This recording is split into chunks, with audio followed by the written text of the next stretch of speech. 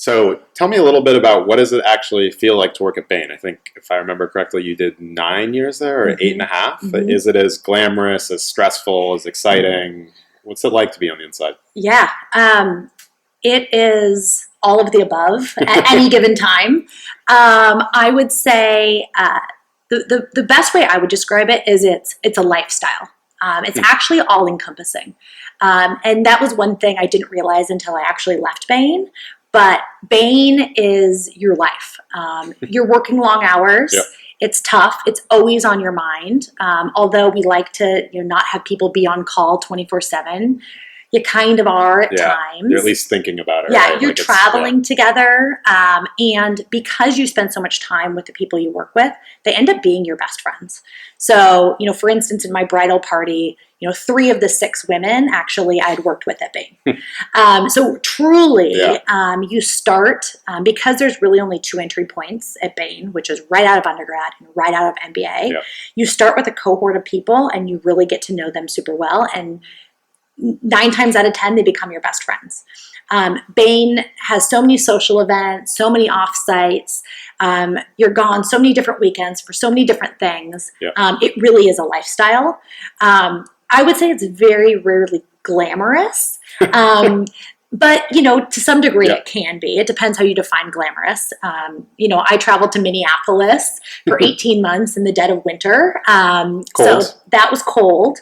But, I ended up getting so many frequent flyer miles that I was flying first class. And you have a, pretty liberal expense policy. So you're eating at some of the nicest restaurants in any given city. Right. And the compensation is really good. And the bonuses are good and so forth. And so, you're making really good money. But it's not always glamorous.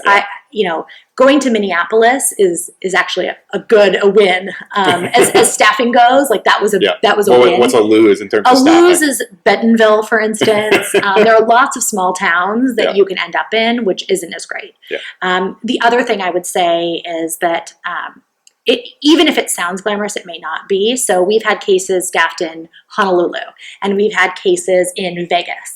And I would say actually both of those, the people were the least happy of other cases, because it's almost worse if you're there but working the whole time. Working the whole time. And so that is the only caveat I would also say. But you get a lot of free stuff. There are tons of perks.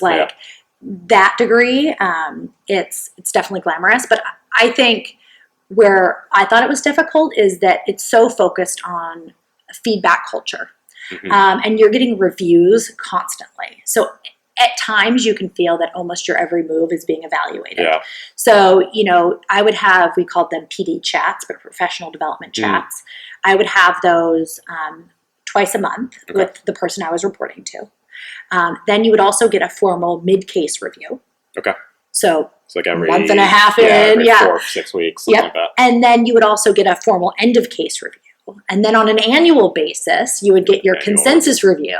And so you're constantly getting all that feedback. So personal development chats every 2 weeks, a mid-case review, an end-of-case review, and then your annual review. Exactly. With all the people that managed you throughout the year. Exactly. So I would just say it's not for the faint of heart.